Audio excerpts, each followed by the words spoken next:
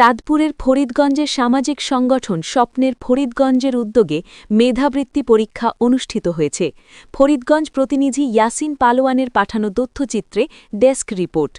চাঁদপুর ফরিদগঞ্জ সরকারি ডিগ্রি কলেজে শুক্রবার ১৯ ডিসেম্বর সকাল ৯:৩০টায় অরাজনৈতিক সংগঠন স্বপ্নের ফরিদগঞ্জের উদ্যোগে এবং ওয়ে স্কলার্সের সৌজন্যে মেধাবৃত্তি পরীক্ষা অনুষ্ঠিত হয়েছে।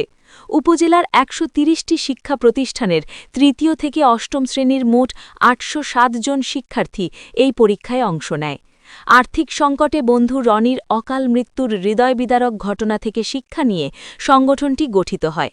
তাদের মূল লক্ষ্য অর্থাভাবে যেন কোনো মেধাবী শিক্ষার্থী পড়াশুনো থেকে ঝরে না পড়ে। সংগঠনটির পক্ষ থেকে জানানো হয়েছে, ফরিদগঞ্জের কোনো মেধাবী শিক্ষার্থী যদি আর্থিক সমস্যার কারণে পড়তে না পারে, তবে তাদের সাথে যোগাযোগ করলে পড়াশুনো চালিয়ে নিতে সর্বোচ্চ সহায়তা করা হবে। শিক্ষক, অভিভাবক এবং শিক্ষার্থীরা এই উদ্যোগের প্রশংসা করেছেন। সংশ্লিষ্টরা মনে করছেন, এমন আয়োজন শিক্ষার্থীদের পড়াশোনায় উৎসাহিত করবে এবং সামাজিক উন্নয়নে ভূমিকা রাখবে। Desk report, news advance 24।